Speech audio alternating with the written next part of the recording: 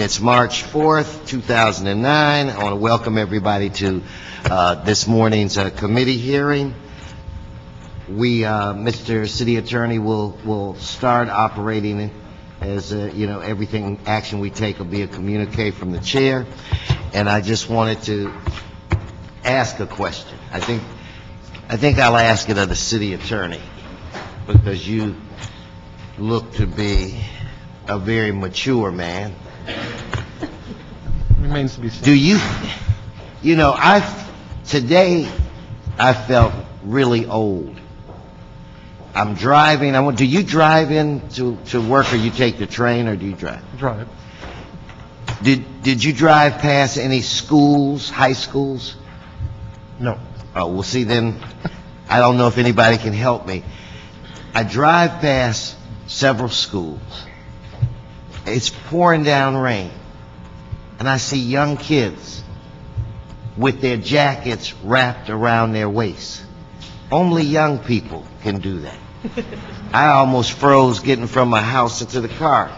So I feel old today. You're not old. No.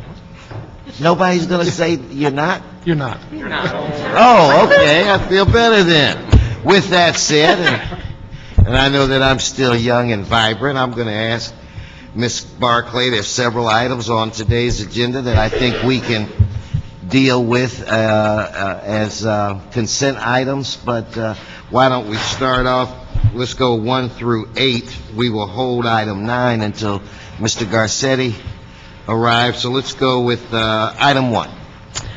Meg Barkley with the CLA. Item 1 is a report from the CRA and the City Administrative Officer relative to a contract with Project for Public Spaces to provide training on streets as places and placemaking.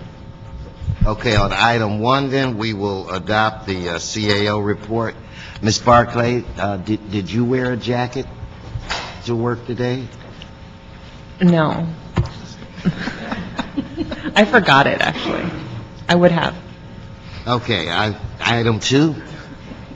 Item 2 is a report from the CRA and the Chief Legislative Analyst and a resolution relative to preparing an amendment to the redevelopment plan for the Beacon Street redevelopment project area. Okay, on item 2, we'll adopt the CLA report. That brings us to item 3. Item 3 is a report from the CRA relative to its annual report of financial transactions for the fiscal year ended June 30th, 2008. Okay, then we will receive and file the CRA report on that item. Item 4. Item 4 is a report from the CRA and the CLA and a resolution relative to preparing an amendment to the redevelopment plan for the earthquake disaster assistance project for portions of Council District 7. Okay, then on that item, we'll adopt the CLA report. Brings us to item 5. Item 5 is a report from the CRA and the CLA and a resolution relative to a budget transfer and various actions concerning the Alexandria Hotel settlement agreement. Okay, on item 5, we'll adopt the CLA report. Item 6. Item 6 are reports from the CRA and the CAO relative to awarding contracts on an as-needed basis for various real estate, economic development, and planning consulting services. Okay, so on that item, we'll adopt the CAO report. Yes, sir. 7. Item 7 is a report from the CRA and the CAO relative to adoption of an ordinance for the extension of the date for debt incurrence for the Earthquake Disaster Assistance Redevelopment Plan for portions of Council District 3. Okay, on that item, we'll adopt the CAO report. Brings us to item 8. Item 8 is a report from the City Attorney and an ordinance relative to extending the limitation date for establishing indebtedness for the Earthquake Disaster Assistance Project area for portions of Council District 3. Okay, then we'll adopt the City Attorney's report and draft ordinance on item 8. As I stated earlier, we'll hold item 9 on the desk. In fact, no. Mr. City Attorney, since we still don't have a quorum as of yet, but so all of the items that we have dealt with will be a communique from the chair until, it's my understanding, Mr. Cardenas will be coming. Okay, now that we have, I've just been joined by our president, Eric Garcetti, and I want to say congratulations to you, my friend. I know you were a nervous Nelly all night. Could you read item 9, and then I believe, Mr. Garcetti, you have some amendments. Item 9 is a motion, Garcetti, Alarcon, Perry, relative to regulation of individuals or entities that offer foreclosure consulting or mortgage modification services prior to a notice of default. Mr. Garcetti? Thank you very much, Mr. Chair, and thank you to the members of the legal aid community and others who have been an important part of helping us on this motion. And I think what we'll do is we'll, if it's all right with the chair, look at public comment in the full council, and that would be a good place to do some of that and to have a chance to hear the support from the housing advocacy community. But I'd like to amend, on item 9, item 3, to include in item 3, which would be to provide a private cause of action for treble damages, attorney's fees and costs, semicolon, and 4, require that any contract entered into for these services include in bold 14-point type the notice requirements similar to those contained in Civil Section 29.45 et sec. I don't even know if that's how you pronounce it because I'm not a lawyer. ET space. What is our city attorney? Is that right? Et sec's correct. Et sec. All right. But we This is getting a little too technical. I know, I'm telling you. But I will, I have copies of this as well. We'll give the clerk, anybody from the public that wants it, and of course our chair. Okay, then, we will, adopt the motion with its amendments, question mark, apostrophe, et cetera, dot, Semicolon. dot. Okay, I guess what we'll do now, I have one public comment card. I'll ask Chuck Tennant to come forward. Good morning, Chuck. Chuck, thank you very much, Chuck. Appreciate it. Yeah, thank God for public comment.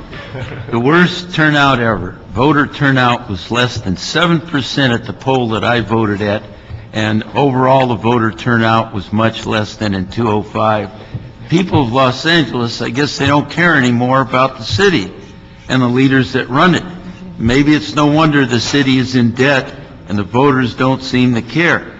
I know you look around in these extraordinary times of fear and uncertainty in our nation, in our city, and our city cries 1,000 tears. And it'll get worse if we don't care, if we don't do anything. Our country, our city, our leaders need the support of its constituents, the people. And the people need to tell our leaders over and over again what you want. Economists say the next 3 years could be horrible, especially in housing. Our city elections, little surprises, little change, but thank God they did retain a few good people.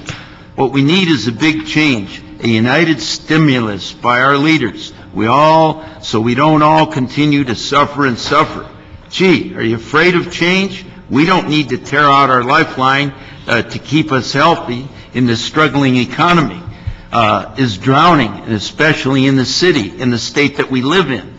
A lot of things like, an economic national meltdown, the state being broke, the city in debt, city laws not being enforced, our streets are in terrible shape, potholes, budget cuts, loss of jobs, a lot of things, and most importantly, loss of housing.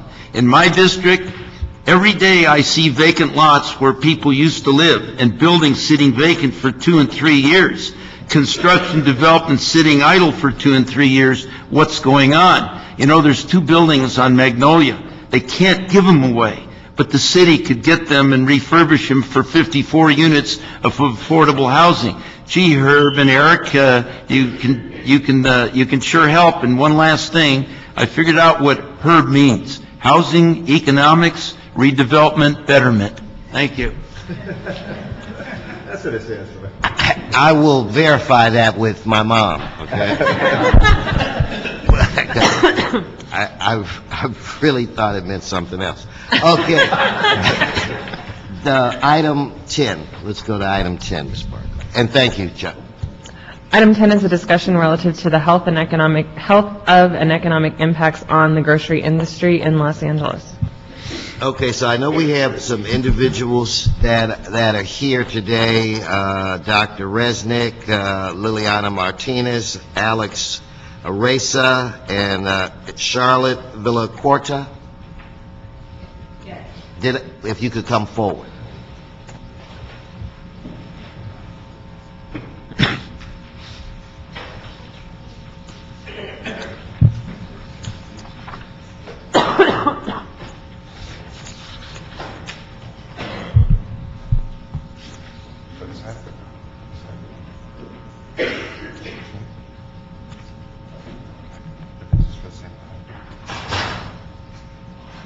Okay, I see one person. I called 4 names. Now we got 2. 3. We only have 3? Okay. So who's here?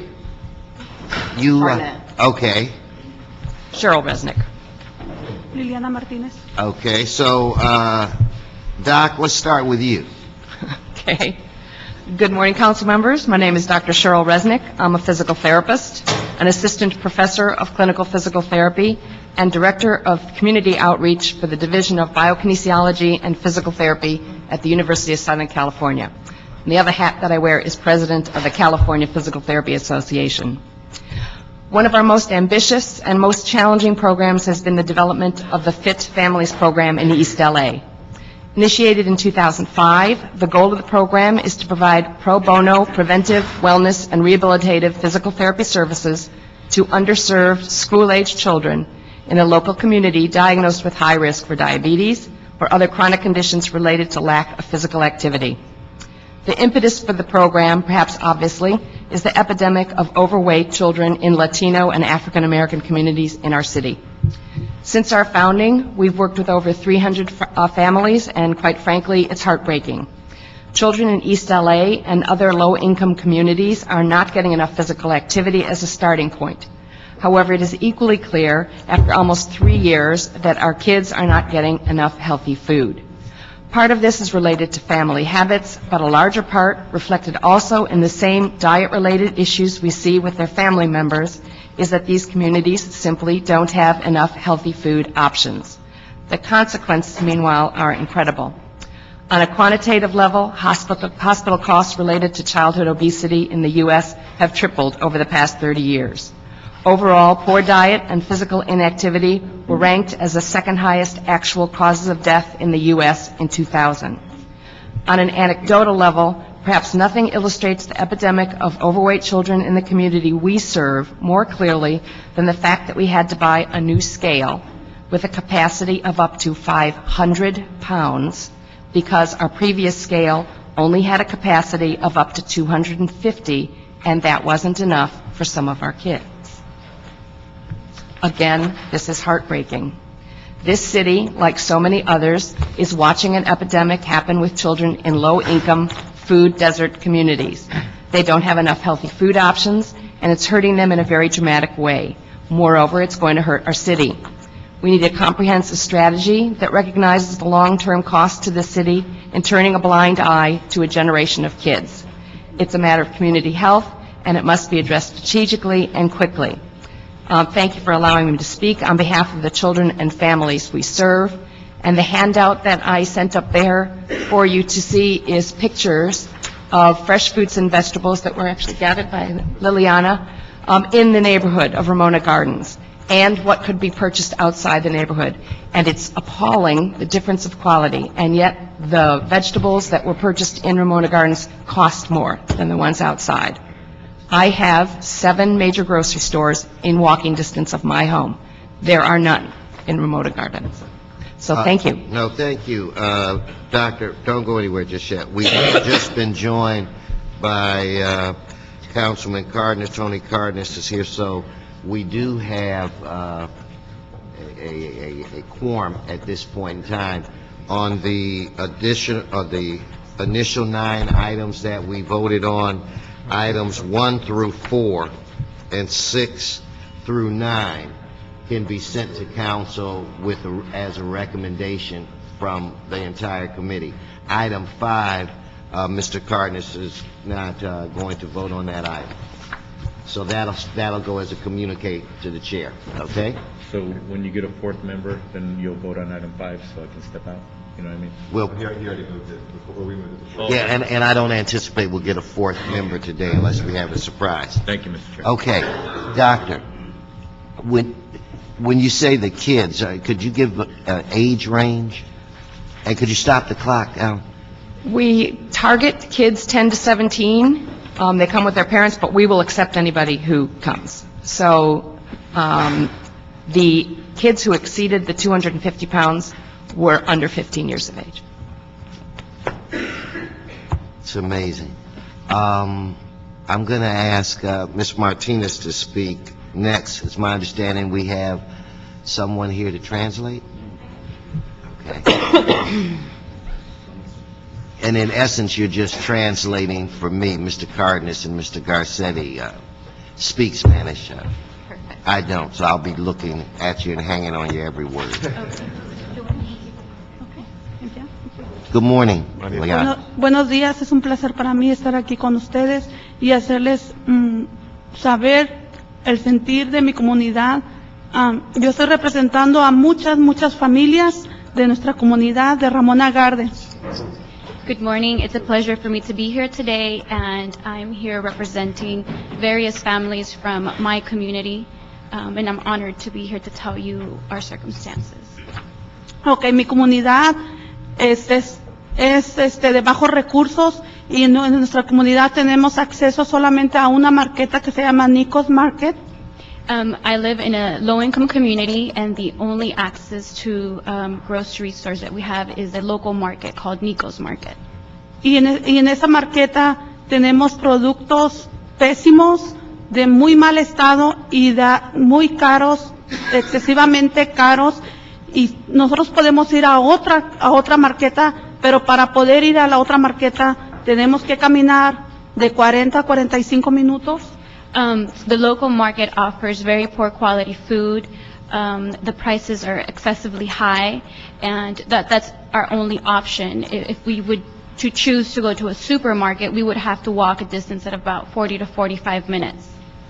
Decimos que bueno, podemos caminar 40 a 45 minutos, pero cuando vamos a hacer las compras, no podemos venir con el mandado cargando porque es muy pesado, los galones de leche, jugo. Y para nosotros a veces es imposible ir tan lejos cuando tenemos niños chiquitos.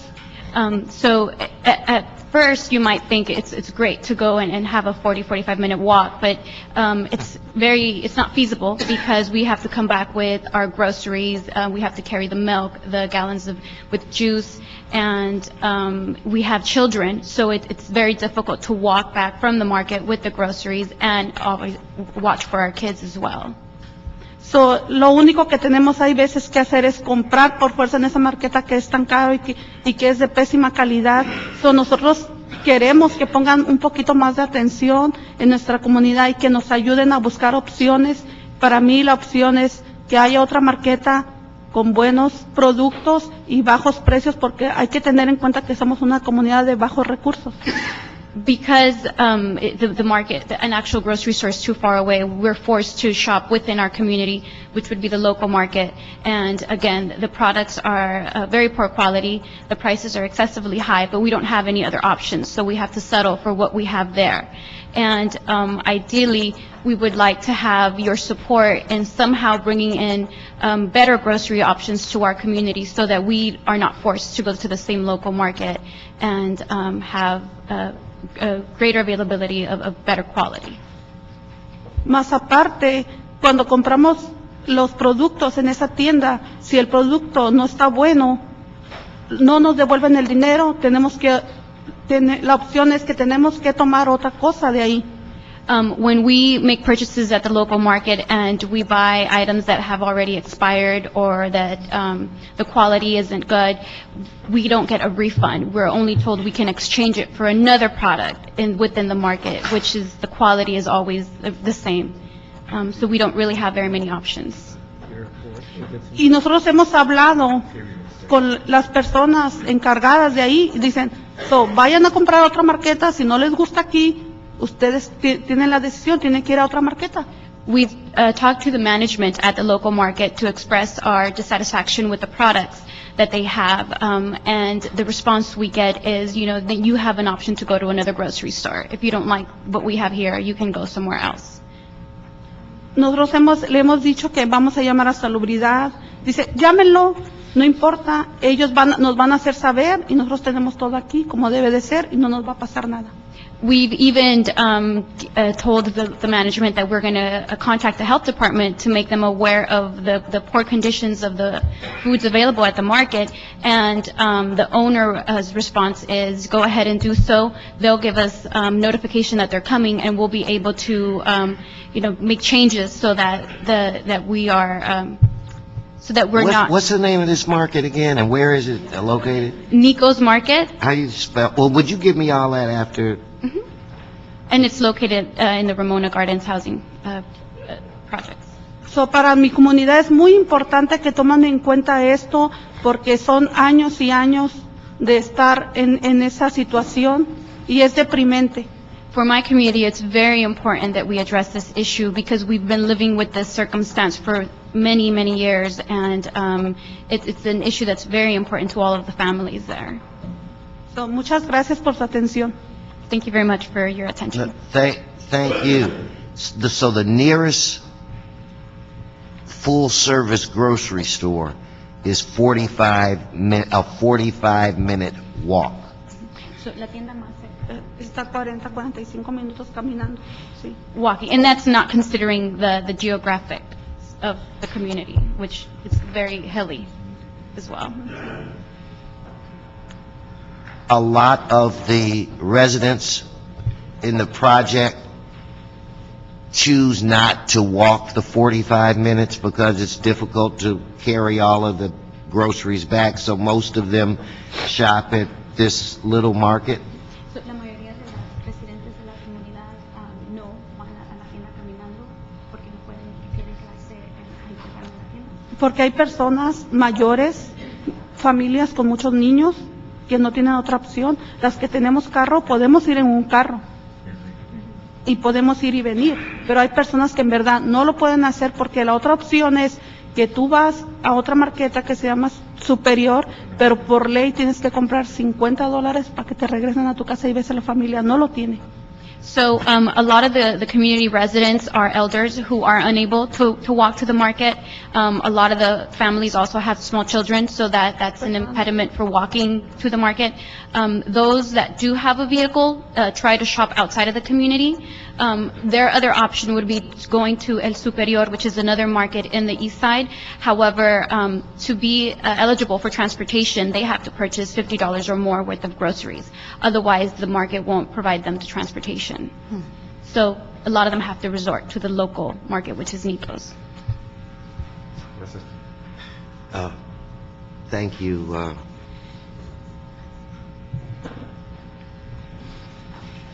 Thank you. Gracias. You said you're very handsome. He's probably said he's very old. You guys missed that. I feel like I want to come get her and take her to the market.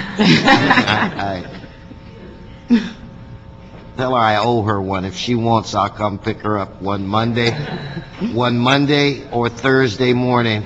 I'll pick her up and we'll go find us a market. And I mean that. So, next, do we have Alex? Okay, so Alex is not here. So we have Charlotte Villacorta? Yes, sir. I'm going to have you say it because that's a name. I like that name, but I want to hear it come from you. You Hi. are? My name is Charlotte Villacorta. And I would like to ask everyone who's here today in relations to this grocery stores to please stand. Everybody that's here. Yes. Can you guys stand? Las personas que están aquí para esta situación, por favor, que se paren. Gracias. Again, my name is Charlotte Villacorta, and I've been working for Albertson Stores for 15 years now. And I do live in the food desert. I live in South LA, and I worked in the Los Feliz area for over 10 years. And I do see that there's been so many changes over the years in regards to stores closing in our area. I live in South LA, and sometimes I do have to go out of my area to go shop for good quality foods. And I don't think that's right. In the Los Feliz area, the type of foods and produce that we carry is much, much better than the ones that they have in South LA, the Albertsons that they have there, because I try to shop at that store, and there's a lot of things that I cannot get in that Albertson store in the one that I work at in Los Feliz area, which is a better community and, better class, better quality, everything. I'm it's hard for me to understand why these grocery stores are closing so many stores, and there's so many family in need of good jobs with good wages and good health care. Without the health care that I have, with my company, I wouldn't be able to survive. With the cost of doctor bills and taking my kids to the doctor. I have 4 boys, and taking them to the doctor is co-payments that sometimes I cannot afford to pay. And it's really hard for myself and my fellow coworkers. So without good paying jobs in our community, a lot of us suffer. 2 months ago, they closed 3 Albertson stores, and some of my coworkers had to either take the layoff or being transferred far away from home. Some of them don't even have cars. And, some of them came to my store that they really didn't want to take the layoff because they can't afford it with the economy. But, you don't have a choice. So, with the help of, the city council, I'm asking you guys to please help us get good quality grocery stores in the low-income communities of South LA, especially where I live. It's really hard for some of my neighbors to drive far away to get good quality foods, and Food for Less is a good store. But there's other smaller markets that we go to that don't have the good quality foods that we need. And as I said, it is so important to have good wages. Some of these stores that are not union are not making a lot of money. I have neighbors that are working for stores that are not union, and they make like $8 an hour, 20 hours a week. No one can afford to live on that. It's really, really hard. I'm here today because my fellow coworkers can't be here with me, and I'm like their voice, and I've been behind serving the community and my fellow coworkers, being the voice of some of my fellow coworkers, because some of them, it's too hard for them to speak, or they're shy about the situation. But it's so important to us that we do have good quality food. We deserve the best.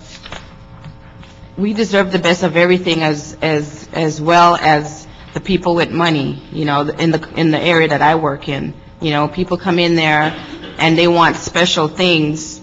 Special good quality food and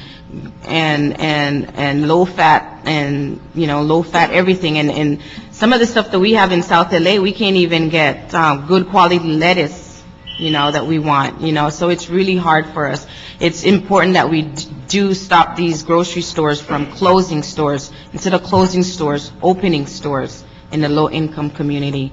So with that, I would like to thank you guys for listening to me and having us come here and reach out to you so you guys can help us get these good grocery stores in our community back again. Thank you. Thank you. Look, without giving the address, could you give me the cross streets of where you live, so we get an idea of what region you're talking about? I live on Crenshaw and Jefferson area. In my district. Yes, sir. Monday night, you're taking the other, Tuesday night, you're going to take. Well, the one. No,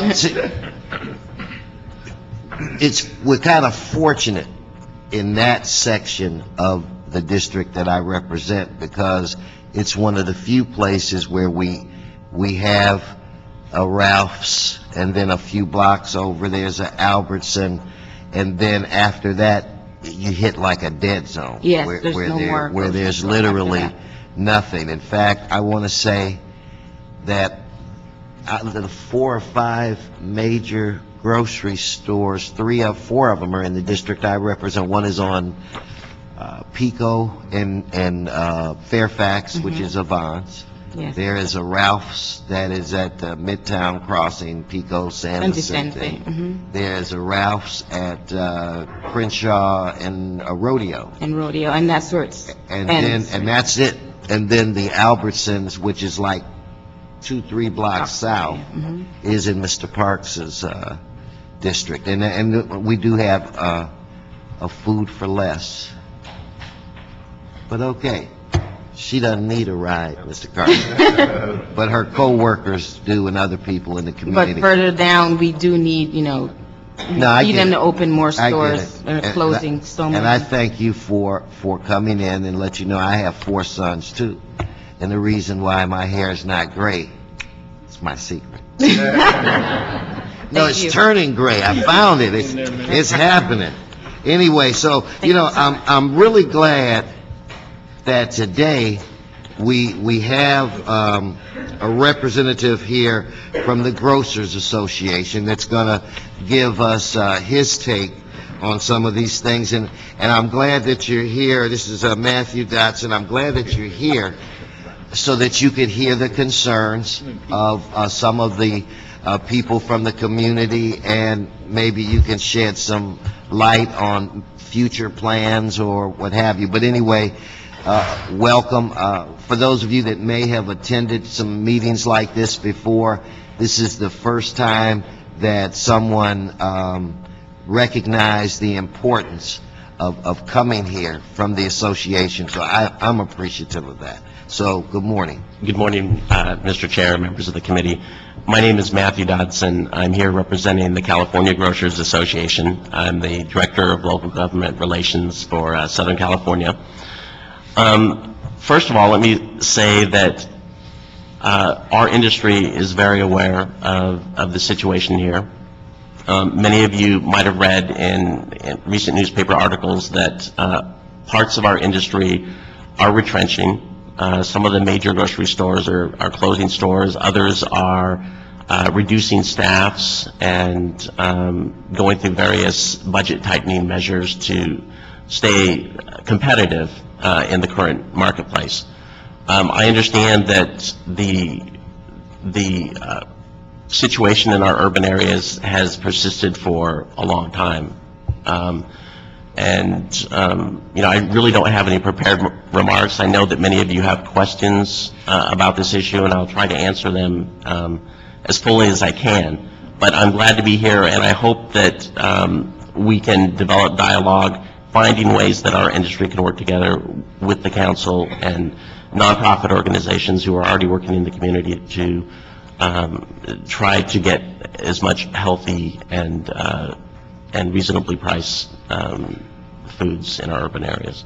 Okay, well, that's good. Now, I don't want to scare you away. So that's all right. I want to choose my words carefully. Sure. Because I am very appreciative that you would come here.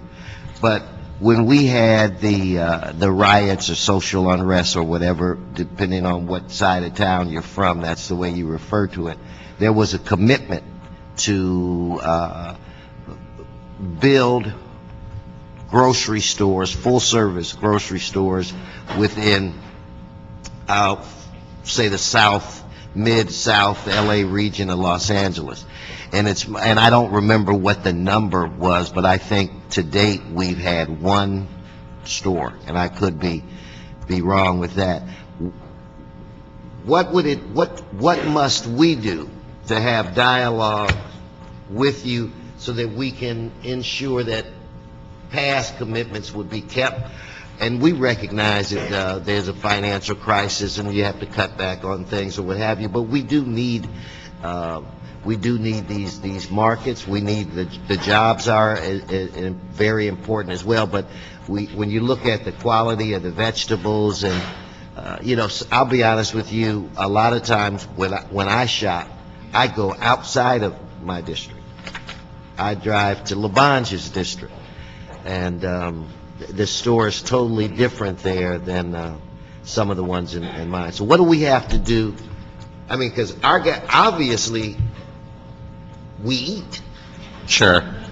Some of us, given Dr. Resnick, eat too much, but we do eat. So what can we do to get you to come into the community? Well, I think, first of all, we have to realize that the grocery industry it's a for-profit industry. Our grocers have a fiduciary responsibility to their shareholders to make a profit, et cetera. And to a certain extent, if the market is there, I mean, if the enough population is there and are buying those, whether it's fresh produce or organic foods in a particular neighborhood, the markets will provide that for the residents there. Now, I think one way that we can work together with the council is to promote healthy foods. I know a lot of the education that goes on in my household is with the children, the younger children in the family, find out from, classmates and stuff about certain types of foods, so they go to their parents and they ask for it. I think there are ways we can work together to promote that, because as we create a higher demand for these products, then the marketplace will provide those. And, I'm not going to defend everything that's gone on in the last 20 years, and I don't know who made any promises to whom regarding building additional stores after the so-called riots in the early 90s. I was a little younger then. But I Everybody was younger but me. You too, Mr. Chair.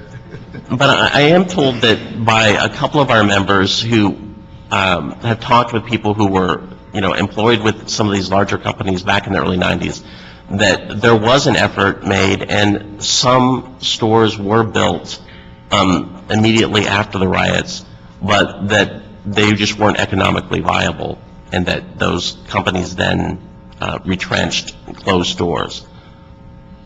And I can't give you specific locations. I could try to track those down for you and get those to you, but the bottom line is, if we can create enough demand for certain types of foods, our grocers will provide those. You know what I'd like to do, and then I'll see if my colleagues have some questions, but again, and for those of you that are in the audience, I have to thank Mr. Dotson, because I've never had anybody respond before. So what I'd like to do personally, I'm going to have Andrew from my staff. I'd like to sit down and spend some quality time having a conversation with you, so I try to really get a feel for what your, bosses are thinking, and see if there's some suggestions we can make. I mean, again, the reality of the situation is, you've got a bunch of folk that are living in different housing developments, like Liliana, who I owe a ride to the store, her and the majority of the people that live in that area, they walk. So it's just, they can't carry. Heck, I get tired carrying a gallon of milk so I could envision them carrying several bags, and then you have one or two kids with you. It's a very difficult thing. If there were a store in that area, they'd all go to the store, and we could put this Nico's or whatever, put his behind out of business, where we make him go collect. Figuratively speaking. No, he needs to be collecting unemployment. I mean, to tell if he says those things to testify. So anyway, we need to talk about. We really need to talk about those things. Yeah. And the reason why I'm here is because our industry wants to open up dialogue with the city and discussing ways that we can work together to improve the situation. And I think we can do that. The first step is talking about those concerns, trying to think of creative ways that we can find a solution to these. Okay, so I'm going to have Andrew set something up, then we'll meet in a more relaxed, informal setting, so Sure. that I can use the type of language that I truly like to use. I know. And if it wasn't for my colleagues here, I appreciate them very much. They keep me out of trouble. Mr. President, I see you Thank you. just fidgeting in your seat. Thank you very much, Mr. Chair, and thank you for the testimony, and thank you for being here as well. So this is an issue that this committee has dealt with now for the last 8 years or so, and it's a pretty deep issue, because what we have is the big three who are, and you represent both independents and the big three. That's correct. So the big three who pay decent wages, have decent benefits, and have inconsistent, in some cases, product, depending on where we are, and usually kind of talk about market analysis. And and there's something missing with the model. And I say that with friends because Vaughn's and Ralph's have been really strong supporters of a lot of community work that we've done. They're very good corporate citizens in many ways with the projects that we're doing. And I'll give you a couple examples of some of the shortcomings in Los Angeles. I remember when Ralph's retrenched and sold off a few different sites. One of those sites was on San Fernando Road. It serves my district. It's right across the street from my district in Glassell Park, actually in Mr. Reyes' district. And it was a little bit of a ghost town because there was very little investment there. Now it's gone to a non-union, Super King is the grocery that's there, and you literally have a line all the way back to the freeway about from opening time till closing time. They have, fresh roasted nuts bar. Their produce section probably expanded fivefold, and it's overflowing. It's incredibly fresh produce.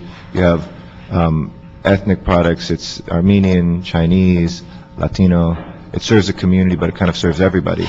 And it was a great example. Unfortunately, though, you talk to the workers, and the workers are working kind of at a poverty wage. And that isn't necessarily, they probably could pay a little bit more there than they are. But because you have the big three who have set an example for at least worker benefits, not being as nimble sometimes or as flexible in an urban environment, they have more of a cookie-cutter approach and they're shutting places down.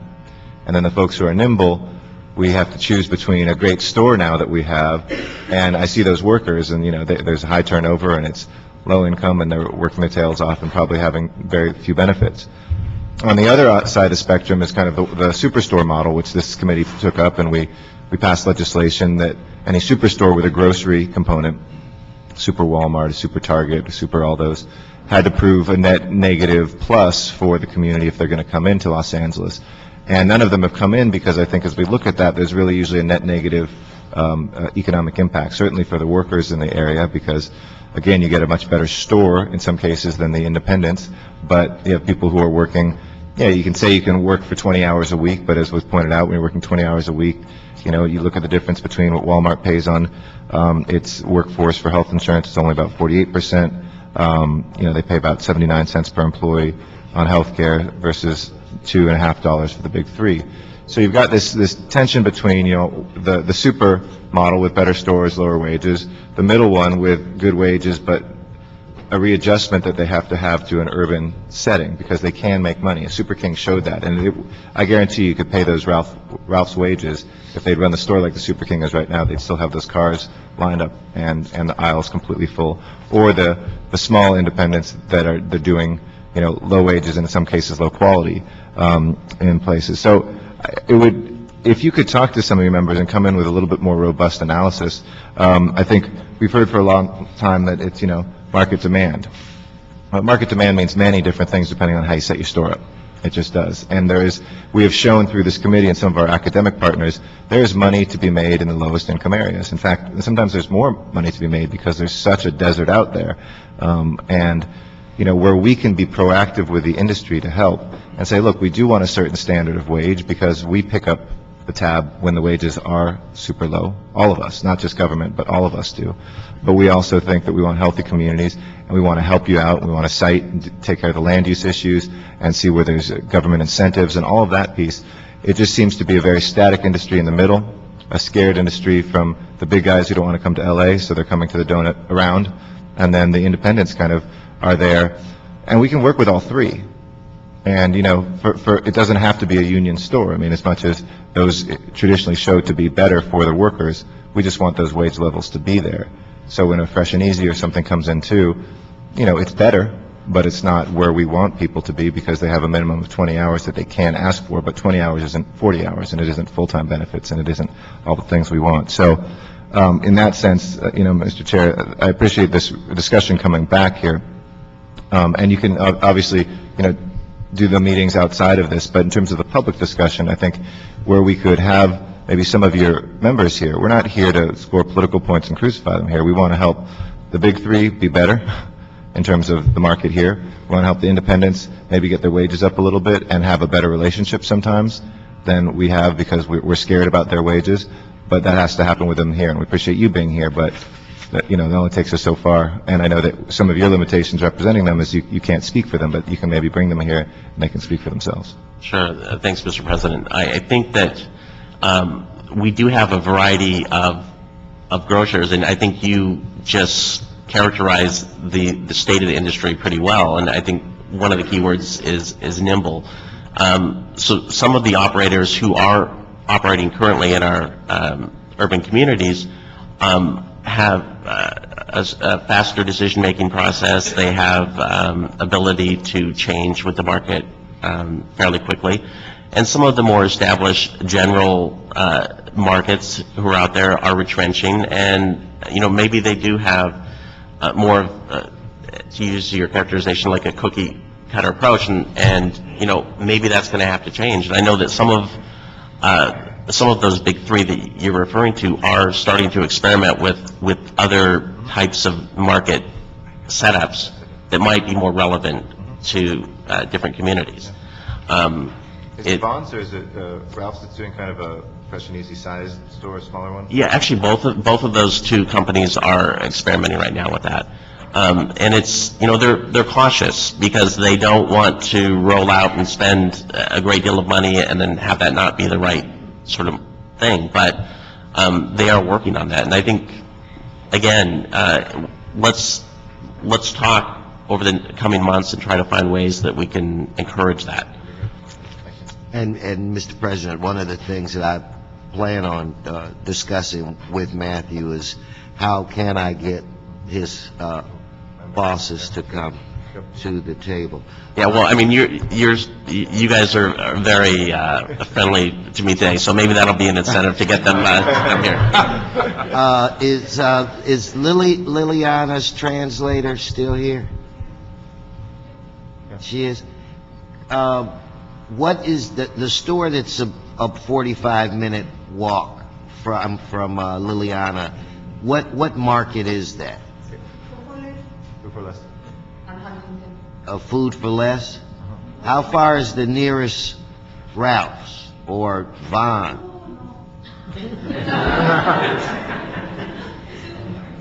Well, anyway, Matthew, what I'm going to do is we're going to make arrangements. Andrew from my office is going to speak with Liliana through the translator. We're going to try to come up with a time where I will visit her and take her to, we'll find us I have nothing against Food for Less, but we'll find us something else. I will notify you as to what supermarket we're going to in hopes that you would notify the market so that when we get there, she will be treated like the queen that she is. Sure. So we will let you know that. Mr. Cardenas? Oh, no. Okay, now, Elliot Petty, thank you, Matthew, very much. I forgot I have a card from Elliot. I didn't see you slip in here. Did it under the radar. How are you? Doing pretty good. Good morning. Good morning, Chairman. Good morning, Mr. Chairman and members of this committee. My name is Elliot Petty with the Los Angeles Alliance for a New Economy, also a member of the Alliance for Healthy and Responsible Grocery Stores. We've been working with a number of community organizations and faith-based leaders and academics across the city of Los Angeles looking at this very complex issue and really trying to assert that there's a grocery divide in the city of Los Angeles and that it has an impact on our community health, it has an impact on job standards and our economic situation here in Los Angeles as well.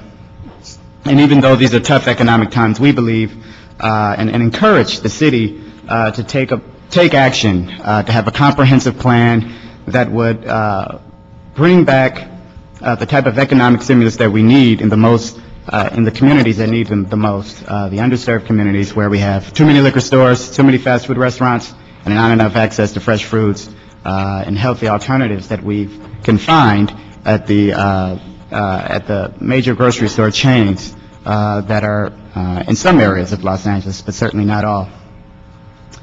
And we would, certainly, I know it was mentioned earlier, I'm from one of the the social unrest impacted areas, and I remember a few new stores coming in immediately after, and most of those stores are actually standing today, but it was the other stores that were there that have been closed since, and I think it was the group Rebuild LA that reached out to 4 major chains immediately after the civil unrest and they had secured a promise of some 30 new stores in Los Angeles. And I believe it's Amanda Schaefer who's at Occidental College, who did a study, and they found 15 years later there was a net gain of just 2 new stores.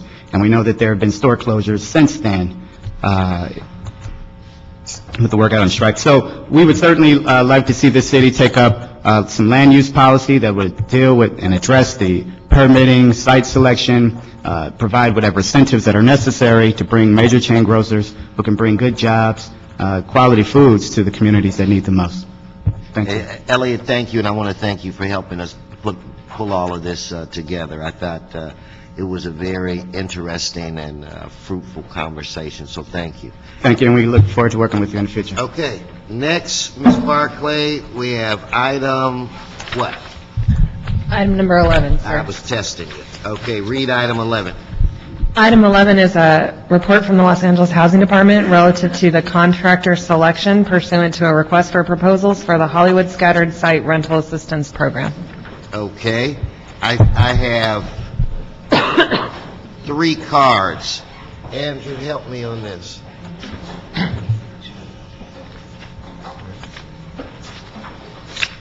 Okay, in fact, Housing Department, please. Anyway, you guys are leaving? Was it something I said? Anyway, Housing Department. You gotta go grocery shop. Housing Department people, please come forward. And I try to help. Good morning. My name is Suzette Flynn. I'm the manager of the Housing Services section for the Los Angeles Housing Department. This is Tom Doan. He is the... Good morning. Morning.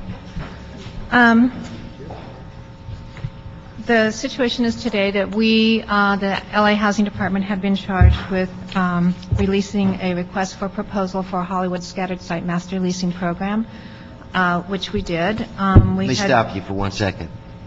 Welcome back.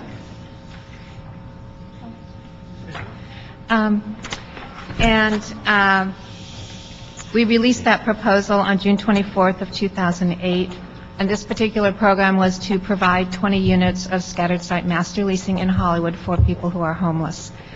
The bidders conference was on July 9th. RFP due date was July 24th, and we received 2 proposals, one from Path Ventures and one from LAMP Community. They were evaluated.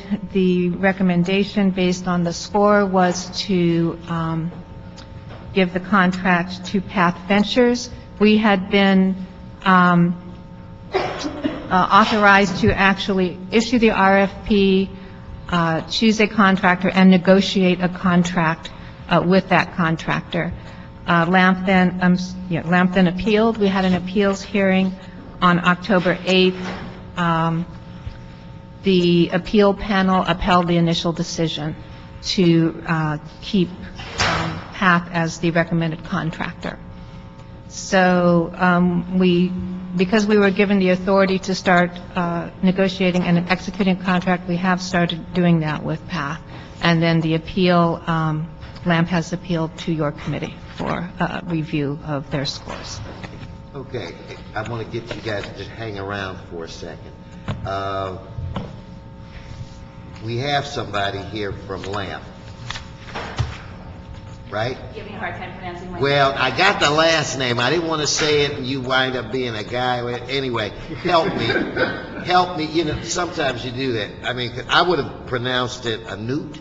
I saw the look on your face and I knew it was. You knew it was you were looking at, yes. So please. Anat. Anat. A what? Anat. Anat? A-N-A-T. Anat Rubin. Anat. Yes.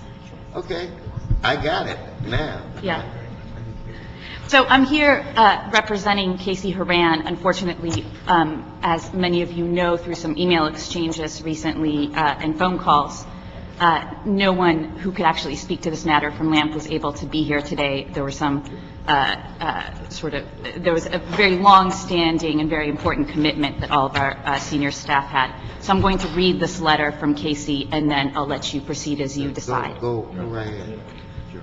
LAMP Community respectfully urges you to postpone the appeal hearing on the Hollywood Scattered Site Master Leasing Program. We think you'll agree that it's unreasonable to have a hearing on our appeal without us present. As you already know, we are sensitive to the urgency of this matter. It is LAMP community, after all, that for the last 5 months has made every effort to expedite this process. The last thing we wanted was for this appeal to drag on, leaving both PATH and LAHD in limbo, and denying critical housing and services to chronically homeless people. We find it puzzling that you would insist on moving forward with this hearing on the one day during which we absolutely could not make it. We were scheduled to attend 2 previous HCED hearings on this appeal, and were not even informed when those were canceled. Over the last few months, we asked repeatedly for basic information on the appeals process to no avail. We are still unclear, in fact, on what that process is and whether it is attached to any kind of timeline. So it's especially troubling that your reasoning for hearing our appeal on this particular day, after months of phone calls and emails from us urging you to move quickly, is expedience. We did not make the decision to appeal lightly. We felt compelled to push this forward and to shed some light on the selection criteria and process. Your handling of this matter gives the impression, albeit unintended, that you wish to discourage groups from appealing public financing decisions. We know this is not the message you want to convey and think that you'll agree that this meeting should be rescheduled and that the procedure for such appeals should be transparent so that we can avoid this delay in the future. Sincerely, Casey Herman, the Executive Director of LAMP Community. Thank you. Thank you. Thank you, Ms. Rubin. Next, I have Carrie Morrison. Please come forward. I got that. Greetings, members of the committee. I have got to calm down hearing that letter. I'm here representing the business community in Hollywood and a coalition that we formed about a year ago, actually in preparation for when Phil Mangano came to Hollywood. As you know, the former president's homeless czar. We hope he will continue in that stead, to inspire the community in Hollywood, who has been working very, very hard to work on ending homelessness in Hollywood. Skid Row is not the only place in Los Angeles where there are homeless people. And I remember at that meeting, which was April 30th at the Roosevelt Hotel, that a representative from Council President Garcetti's office stood up and said, we have hundreds of homeless people in Hollywood that just crush our heart every day, sleeping on the sidewalks, even on the Walk of Fame. And she announced the Scattered Sites program and held up a key symbolic to say, we hope to soon be able to take 20 people off the street and put them in apartments in Hollywood. We have since Mr. Mangano came to Hollywood, formed a coalition. We call it Hollywood Forward. It stands for Hollywood, 4 Walls, a Roof, and a Door. And we have probably met, I would say, 25 times in the last year. We have everyone in the room, the homeless service providers, the faith community, the business community, the chamber, the neighborhood councils, et cetera, because we want to end homelessness in Hollywood. We went out and counted all our homeless people a year ago, even before the LAHSA count, on one night in a 5-mile radius around the Hollywood station, and we came up with 500 people sleeping on the street. So if we were talking about just trying to put 20 people, the only 20 homeless people in Hollywood into apartments, I could understand maybe why this would drag on. We had a meeting a few weeks ago, and I said, why isn't the Scattered Sites program implemented? And I heard about this insane appeal process. I went up on the council file this morning, and I see there was an appeal in October, which was presumably, I read the scores, everything seems crystal clear to me, and now we're into March, and these 20 people who could have been living in homes are still on the street. One last thing, and I'm really glad I'm here today. I was really glad to learn about the food divide, and this was a very enlightening hearing. And I want you to know that in Hollywood, we're very, very committed to working with you on homelessness issues. In the past 2 months, 2 people have died on the streets of Hollywood, one at the corner of Las Palmas and Hollywood Boulevard, and 2 days ago, a 30-year-old man at the corner of Vine and Fountain. Skid Row is not the only place where we are having these problems, and we want to partner with you. We'd like to see Path Ventures get this contract so we can get these 20 people into apartments as soon as possible. Thank you. And you are correct. The homeless population is everywhere. So it's not just Skid Row. It's not just Hollywood. It's everywhere. As I drive through my district, I see people. I know where they stay. It's a sad thing. But to Council President Garcetti, you had a staff member go to a meeting and hold up a key. a little theatric, but I guess since you represent Hollywood, you can get away with stuff like that. Okay. Margaret Willis. Good morning. Good morning, honorable council members. I just want to take a moment. I don't believe that there's any question in anyone's mind regarding the qualifications for Path Ventures to have this contract. I don't think that is what is up for discussion. But just to point out, we did submit some letters that you have before you in support of our proposal and in support of our ability to implement and operate scattered site housing. These letters are from the cities of Long Beach and Glendale, where we operate similar programs, as well as from some of our landlords and property managers who testify that we as an entity are able to provide care and services to chronically homeless people in scattered site environments. And really what I would ask today is not so much, again, to defend our expertise and our abilities, but to urge to expedite the process so that we can move forward with executing a contract and getting people housed. As Carrie said, people are dying on the streets of Hollywood. This is not about PATH. This is not about LAMP. This is about people's lives, and we need to move forward. So I ask that you please make a decision today and allow us to move forward with implementing this program quickly. Thank you. I'm glad you stopped, because see, if you start crying, then I'm going to start crying. So I don't need. Yeah, then it gets really bad. Yeah, that could show. Don't take much for me to get. Yeah, well. He's already been crying. Now, Mr. Garcetti. Thank you.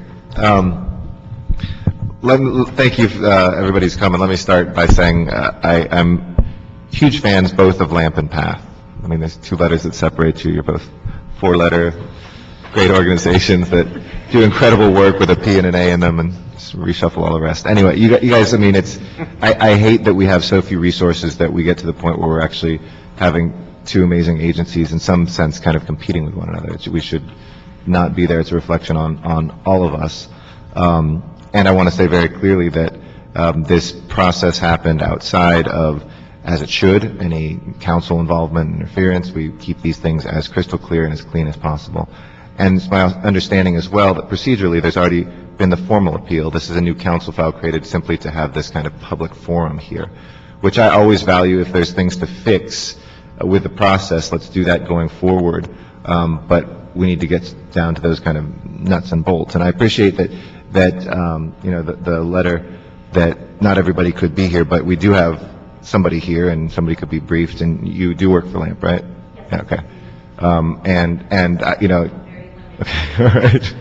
And to me, I mean, what Carrie, I want to thank the Hollywood community, and Carrie Morrison has been just a champion from the business community, but the entire community, the individual Desney who died a couple days ago from malnutrition and exposure, we can always improve our processes here. And I'm not saying here there was necessarily something to improve, but in general terms we can, because I don't know, but we need to move. And there's nothing formally holding up the implementation, right? Because this is a new council file. So are we moving forward with the implementation as we speak? Yes. Okay. That's the most important thing to me. Second is, we'll be looking at what do we do to scale this up. I mean, just as the Project 50 is going to Project 500 now down Skid Row, we know there's a lot more than 20 homeless people in Hollywood. But if, there was all this talk about homelessness 6 years ago, and then the permanent supportive housing, and we were the first out of the gate, and we said, put it in our neighborhood, which is not a popular thing for any politician to say. And we fought through people's fears, and we got to consensus. And it's still taken us, 4 or 5 years to build one site in one neighborhood in Hollywood. Other districts, nobody's clamoring to do them at all. A couple other districts there are, but we haven't yet challenged each other to put that in every single district. And when we see how slow these things take, I think it's very important, not the expensive process, and I'm satisfied with process here. I mean, I looked at the proposers. I mean, there's 3 different evaluators. When sometimes you see, and because I've seen a lot of these before, where you have 1 that will be higher and 2 that will be lower, and vice versa. I mean, there's 3 that scored Path Ventures higher and 3 that scored LAMP slightly lower. And the composite score wasn't close. Now, I'm open, and I know my staff's been talking very closely with LAMP to hear what those issues are. But I appreciate you hearing this, Mr. Chair, and we'll continue to do that, whether it's public forum or private. We've been doing it privately, so I guess there's something added with the public piece too that maybe will be added to, and I'm happy to continue to do that in a public setting, but we're listening 100% every single time we have those private, very long conversations, staff to staff. But in the meantime, I would encourage you, if any way you feel that this was holding anything up, to move. Let's get these people housed. We got one of those 20 people housed, Mr. Chair, for $800 about 6 months ago. Previous to that, there were 2 emergency room visits the months before that we estimate cost taxpayers tens of thousands of dollars, just in those 2 visits alone. And so if we can't fund this with more and have many opportunities for LAMP, for Path Ventures, and for others to come and help us do this, we need to show some success, and we need to get some people off the street now. Well, Mr. Garcetti, I was going to recommend that without objection, we receive and file the Housing Department's report and move forward. So without objection, that will be the order. Ms. Barclay, is there any additional business before this committee? No, sir. This committee is adjourned.